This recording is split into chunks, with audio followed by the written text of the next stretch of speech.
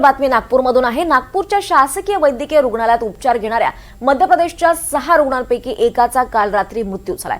दूषित cough syrup प्रकरणी उपचार सुरू असताना 2 वर्षीय मुलीचा मृत्यू झालाय।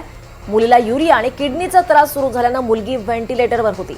सध्या संशयित दूषित कफ सिरपचे 5 रुग्ण उपचार घेत असून 5ही जणांची प्रकृती ही गंभीर आहे।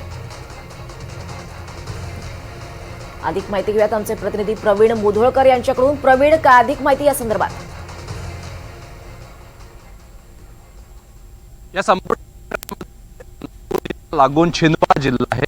छिंदवाडा जिल्ह्यामध्ये कोल्डीफ नावाचं जे कोल्ड सिरपचा एक सॅम्पल या मुलांना देण्यात आला होता। त्यापैकी आतापर्यंत जवळपास 15 पेक्षाही जास्त मुलं जे आहेत ते नागपूरच्या गव्हर्नमेंट मेडिकल कॉलेज हॉस्पिटल आणि AIIMS all India institute of medical science या 2 हॉस्पिटलमध्ये ॲडमिट होते। यापैकी आतापर्यंत 7 जणांचा मुलांचा मृत्यू झाला आहे आणि आज म्हणजे 7वा मृत्यू जो आहे त्या मुलीचा झालेला आहे। कालपर्यंत 6 जणांचा मृत्यू झाला होता, 6 लहान मुलांचा। 6 महिने ते 7 वर्ष हे वयोगट आहे आणि आता ही संख्या 7 झालेली आहे। छिंदवाड्यामधल्याच एका मुलीचा मृत्यू झाला आहे आणि रात्री पहाटे 2 वाजता तिला मृत घोषित करण्यात आलं। तिचे आईवडील जे आहेत अत्यंत शोकाकुल आहे संपूर्ण प्रकरणामध्ये। कोल्डीफ नावाचं जे कोल्ड सिरप आहे त्याच्यावर बंदी घालण्यात आलेली आहे। छिंदवाडा हा जो भाग आहे या परिसरामध्ये हा लॉट देण्यात आला होता आणि छिंदवाड्याचे पेशंट हे नागपूरला रेफर केले जातात, म्हणजे नागपूरच्या गव्हर्नमेंट मेडिकल कॉलेज हॉस्पिटल आणि एम्समध्ये।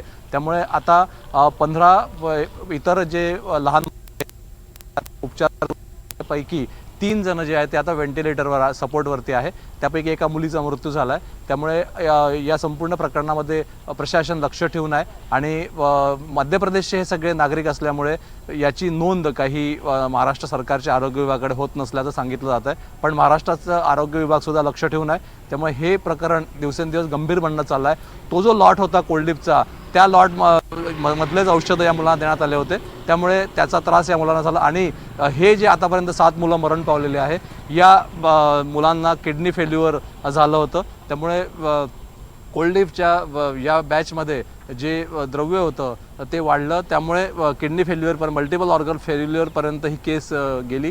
त्यामुळे या मुलांचा दुर्दैवी मृत्यू झालेला आहे। त्यामुळे पहाटे एका मुलीचा मृत्यू झाला आहे, ती सुद्धा छिंदवाडा जिल्ह्यातल्या ग्रामीण भागातली रहिवासी होती।